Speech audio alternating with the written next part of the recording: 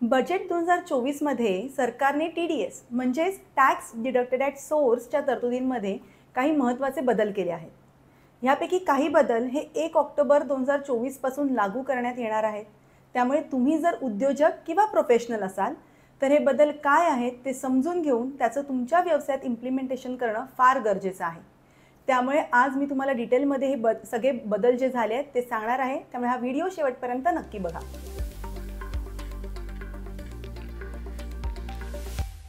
नमस्कार, मी सी ए प्रज्ञा शिरधनकर. आर्थिक जागृतीमध्ये तुमचं स्वागत आहे. आजच्या व्हिडिओमध्ये टी-डी-एसमध्ये झालेले 5 महत्त्वाचे बदल आपण समजून घेणार आहोत. पहिला आहे टी-डी-एस ऑन सॅलरी. जर तुम्हाला सॅलरीच्या स्वरूपात इन्कम येत असेल तर त्यावरती टी-डी-एस करण्याची जबाबदारी ही तुमच्या एम्प्लॉयरवर आहे. तुमचा एम्प्लॉयर तुमची वर्षभराची सॅलरी कॅल्क्युलेट करेल, त्यावरती टॅक्स कॅल्क्युलेट करेल आणि मग हा टॅक्स टी-डी-एसच्या स्वरूपात तुमच्या दर महिन्याच्या पगारातून कापून सरकारकडे जमा करेल. आता बजेट 2024 मध्ये सरकारने काय सांगितलं आहे की जर तुम्ही एम्प्लॉई आहात आणि तुमचा टी-सी-एस कलेक्ट झाला असेल. टी-सी-एस म्हणजे काय, तर टॅक्स कलेक्टेड ॲट सोर्स.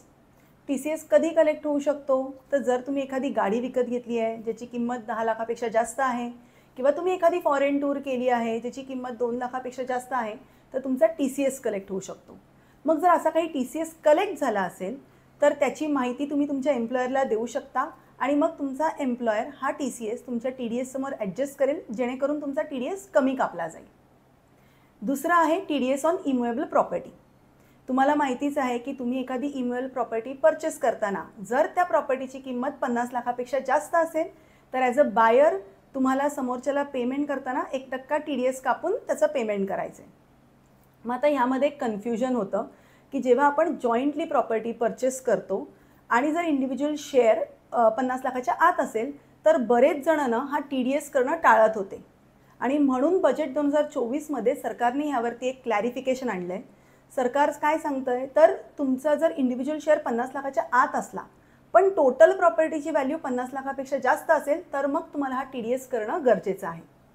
आता एक उदाहरण घेऊया. समजा मी आणि माझी बहीण मिळून एक प्रॉपर्टी विकत घेतोय जिची किंमत 80 लाख आहे. आता आम्ही 50-50% ओनर आहोत, म्हणजे आमचा इंडिव्हिज्युअल शेअर किती झाला, तर 40 लाख. मग हा 40 लाख 50 लाखाच्या आत आहे म्हणून आधी आम्ही हा टी-डी-एस करणं टाळू शकलो असतो. पण आता सरकार काय सांगतं आहे की टोटल प्रॉपर्टीची किंमत 80 लाख आहे, म्हणजे 50 लाखाच्या वर आहे, मग तुम्हाला हा टी-डी-एस करणं गरजेचं आहे.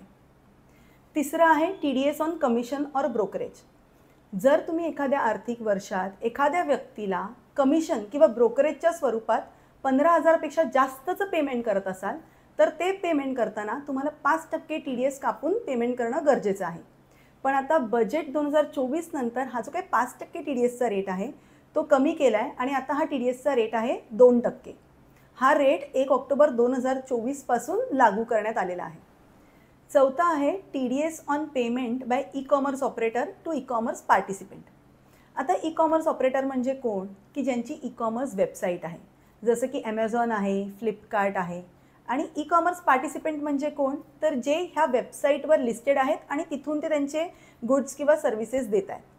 मग जेव्हा तुम्ही ॲमेझॉनवरनं कोणतीही वस्तू बाय करताना तर तुम्ही पेमेंट ॲमेझॉनला करता आणि मग हा ॲमेझॉन जो ई-कॉमर्स ऑपरेटर आहे तो त्या वेंडरला पेमेंट करतो, म्हणजे ई-कॉमर्स पार्टिसिपेंटला पेमेंट करतो.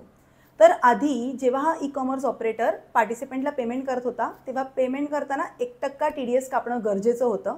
पण आता बजेट 2024 नंतर हा रेट 1% ऐवजी 0.1% केलेला आहे आणि हा रेट इफेक्टिव्ह आहे 1 ऑक्टोबर 2024 पासून. पाचवा आहे TDS on salary to partners. आता जर तुमची पार्टनरशिप फर्म असेल किंवा LLP असेल, LLP म्हणजे काय, तर लिमिटेड लायबिलिटी पार्टनरशिप फर्म, आणि तुम्ही ह्या फर्ममधनं पार्टनर्सना सॅलरी, इंटरेस्ट, कमिशन किंवा बोनसच्या स्वरूपात पेमेंट करत असाल तर आणि हे पेमेंट वर्षाला 20,000 पेक्षा जास्त असेल तर पेमेंट करताना तुम्हाला 10% टी-डी-एस कापून पेमेंट करायचं आहे. आधी ह्या पेमेंट्सवरती कोणत्याही प्रकारचा टी-डी-एस नव्हता.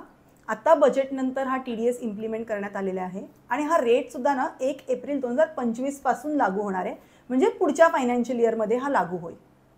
सो मला खात्री आहे की आजच्या व्हिडिओमध्ये मी हे जे काही टी-डी-एसमध्ये झालेले बदल सांगितले आहेत ते तुम्हाला व्यवस्थित समजले आहेत आणि तुम्ही तुमच्या व्यवसायात ह्याचं वेळेत इम्प्लिमेंटेशनसुद्धा कराल.